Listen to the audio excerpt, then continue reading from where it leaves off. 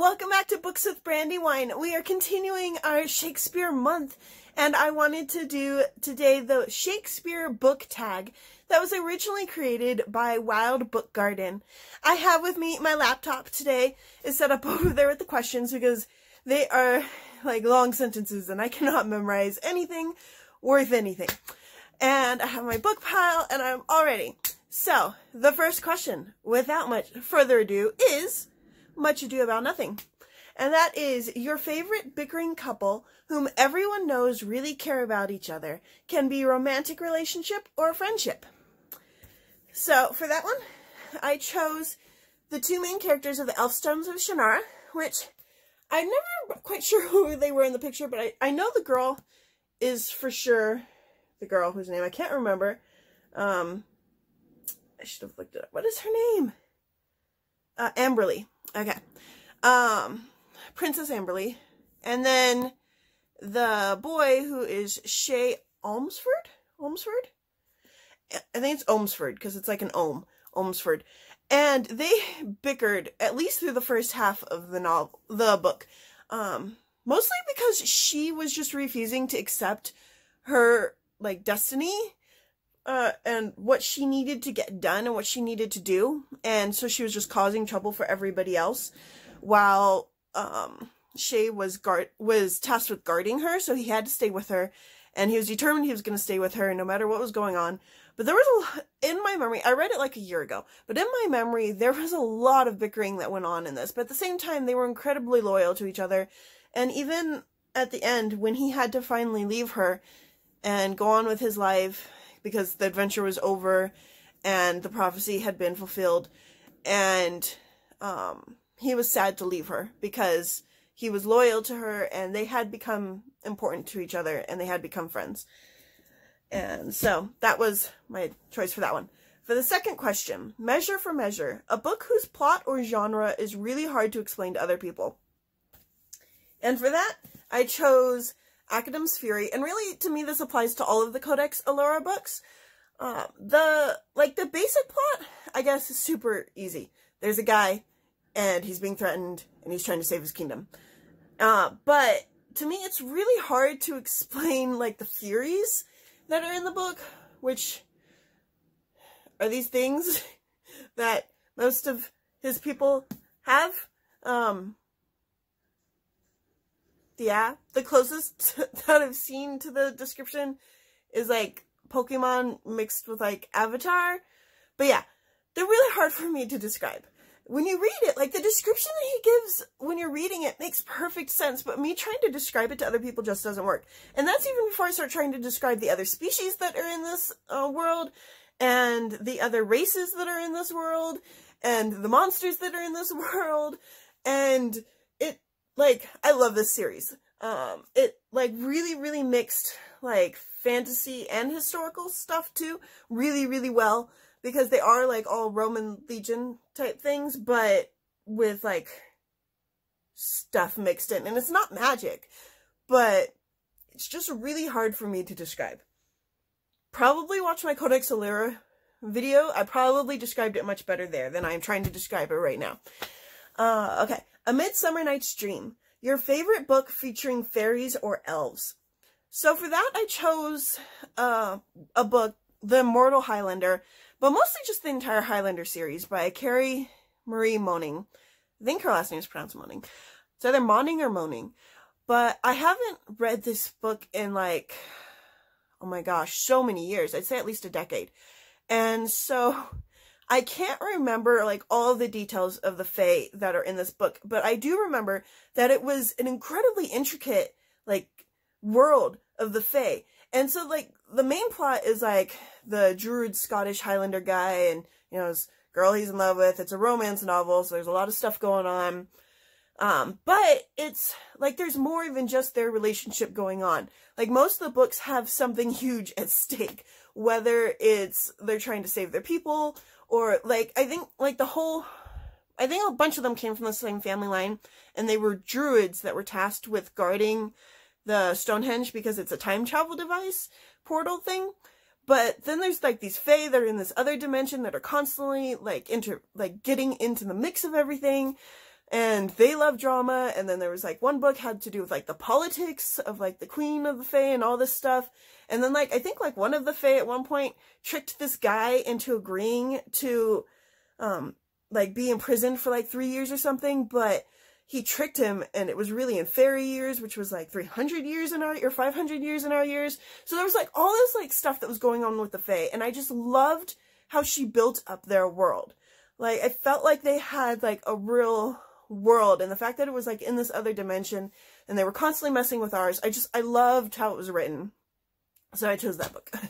I actually haven't read that book again. I want to go back and read them, but I also don't want to deal with the romance part. I just want to read everything else in it, so I will figure that part out eventually. Okay. Number 4, Hamlet, an underutilized female character. And for that, I chose Around the World in 80 Days.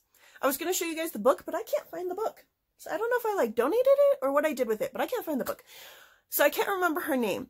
But there's a character, I can't remember any of the characters' names, actually, but there's a female character in the book that the main character, who is the master of the servant, who's the narrator, but the main character picks up this girl in, like, India, I think.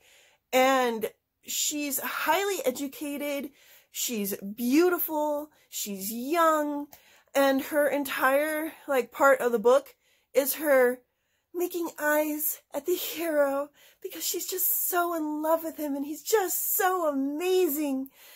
And he ends up falling in love with her too, and he just listens to her talk for hours because she's so interesting and she's so well educated. But they don't really tell you anything else about her. They don't go into her. Like, she doesn't, like, she's just there. And I felt like if she's really that awesome and that intelligent and that interesting, that they could have done so much more with her.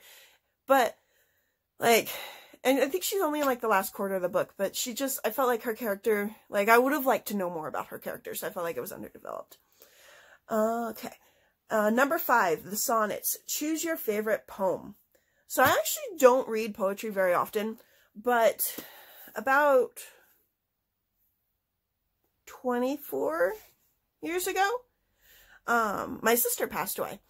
And my mom and I did a bunch of stuff to try and cope with her passing.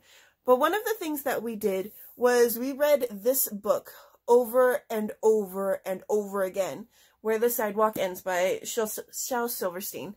And the one and only poem that we have marked is Sick, which we even wrote in it was dedicated to my little sister.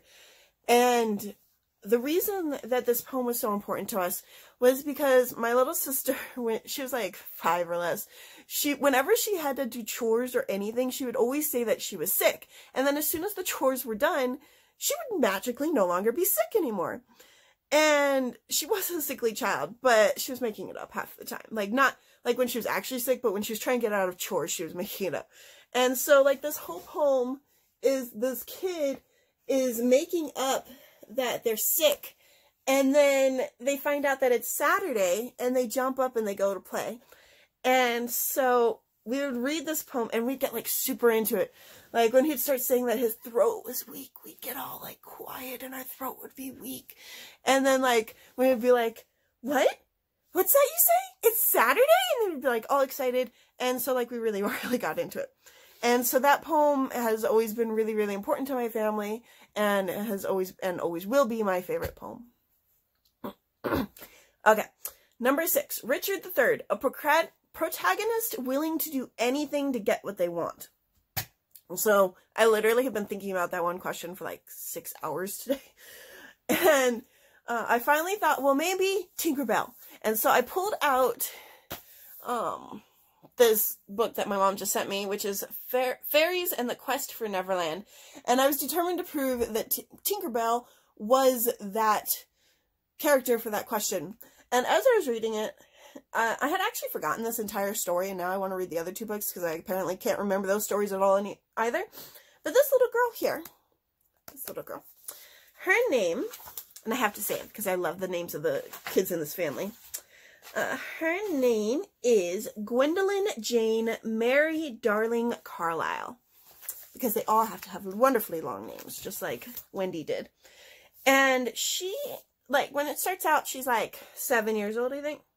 And then it goes through till she's like 10 years old, and then she finally gets to meet the fairies. But she will do anything to get what she wants. Luckily, what she wants are usually, good, innocent kid things. Like, she wants to meet the fairies. And since Peter always comes for the Wendy Darling girls and her family, she has a backpack packed. She knows as much as she can about the fairies. And when she gets to Neverland, she immediately goes to meet the fairies. Because she will do anything to meet the fairies. And she brings them gifts. And she tries to talk to them. And she eventually does meet them. And she stays with them. And she tries to be good. And she tries to behave. And sometimes she slips up, and like at one point she thinks the fairies are all going to die, so she starts trying to stuff them in her backpack so she can save them, which is not the right thing to do, but she thinks it's the right thing to do, and she wants to save them. And so, like I said, she will do anything to get what she wants. But luckily what she wants is usually good things. But she was so sweet, and I loved her character, even though at times she was a little bit strong-headed, but she was just so adorable, and she was trying so hard. And I just love this story. So yeah. So I had a hard time trying to figure out like a protagonist that will do anything to get what they want. Because like most of the protagonists, I think of like they'll do a lot to get what they want, but they won't do anything to get what they want. Like they have their limits. And so, yeah. The next question. 7. Antony and Cleopatra. Your favorite trope, bookish, buzzword, historical figure, etc., for which you still haven't found that perfect book. So for me, the trope that came to my mind, it's usually in the fairy tale. It's called I always confuse the east and the west, but I think it's east of the sun and west of the moon, and it's basically the trope of this girl is forced to marry a guy. He won't let him see her, so it's always dark when she sees him. And she eventually falls in love with him, but she gets lonely and she wants to go back to visit her family. And then he says he doesn't want her to go back to visit her family, but he eventually lets her go. And he just says, don't be alone with your mom or your mom and her sisters or whatever. It changes from story to story. Basically, don't be alone with this one person. And she does it anyway. And then they convince her that he must be a monster because he won't let her see him. And then she sees him and trust is broken, and then he leaves, and then she has to go on a quest to try and find him and gain back his trust, even though he still loves her and he wants to be with her, but can't for whatever reason. And then they end up getting back together at the end. It's been in the fairy tale East of the Moon, West of the Sun, or whatever order that goes in. I can never remember what order that goes in. It was also the story of like Cupid and Psyche. It's a story that pops up over and over and over again in various different countries' mythologies. And it has been popping up in books a lot lately, too. And I can't get enough of it. I just eat up that trope. I love it so much. And so, like, I never feel like I'm satisfied and found a book that's perfected it just because I can't get enough of it and I keep wanting it. Okay, number 8. Titus Andronicus. A lesser-known work by a popular author, one which you want more people to read. So the one that came to my mind was one that I've actually been wanting to reread a lot lately, and it is The Angel Experiment, which is part of the Maximum Ride series, which is written by James Patterson. And James Patterson is a huge author. Everybody knows his name. But I don't think everybody knows about this series. I think it was the first YA series I ever read. At least it's the first one I remember reading. I remember seeing it on the shelves at Borders bookstore and picking it up. And I loved it. But I don't hear people talk about it very often. And when I do mention it to people, they seem like they haven't read it. But it's about these kids that were experiments, and they were combined with different things, but the main girl was combined with a bird of some sort. I don't remember what kind, and so she has wings and she can fly. And they're trying to escape this corporation, and I didn't finish the series, but I think like they're eventually trying to take down the corporation. But it's a great series, and I loved it, and I want to reread it and finish the series, and I think everybody else should too, just because it is so much fun, and I love those like superhero government book things. Okay. King Lear, a complex female villain or antihero. So every character that came to my mind for this was from Marissa Meyer, but I finally decided to just go with Queen Lavanna. And the reason is because like it seems like she's pretty straightforward. She just wants to be the queen of everything and the empress of everything. But she has such like complex reasons, and she's really is trying to do what's best for her people. She just kind of sucks at it and wants to hurt all the earthens on the way. And so, like, I loved her character, and I loved that she got her own novella so we could learn more about her character. She is such a complex character, I think. At least, like, for me. And honestly, I couldn't think of very many female villains, or female antiheroes besides Marissa Meyer characters. But I love her writing style, and I love how she does her characters. The Taming of the Shrew. Choose 2 polarizing books, one you loved and one you hated. So I don't know how polarizing this book is, but I absolutely loved Jane Eyre. And I think probably a lot of people don't like it just because of the size. And it can get kind of boring, but at the same time, I've always loved the movie, and reading the book, like, I was so nervous the whole time because I kept expecting the wife to jump out at me. But I loved the book, and I'm keeping it because I want to read it again someday. But on the other side, the book that I absolutely hated was Sense and Sensibility. I could not finish that book. I was so bored. I was so sick to death of them going on and on and on about, like, who likes who and drama, and oh, I could not stand it. And especially because I read it immediately after reading Jane Eyre, which was not a good idea because Jane Eyre was so amazing, and I'm sorry, but Sense and Sensibility just wasn't. At least it wasn't for me. As I've said before, I do want to read other Jane Austen books, but I could not finish Sense and Sensibility. I could not do that. Okay. And then number 11, give me your hands if we be friends. Tag some people. So I forgot to check ahead of time and see who I was going to tag, but I will tag people down in the comments, and even editor Brandy might come out and tag some people too, but that will be in the comments. Anyway, thank you for staying for this Shakespeare book tag. I will also put in the comments a link to Wilde Book Garden's video that she did. And I will see you guys tomorrow.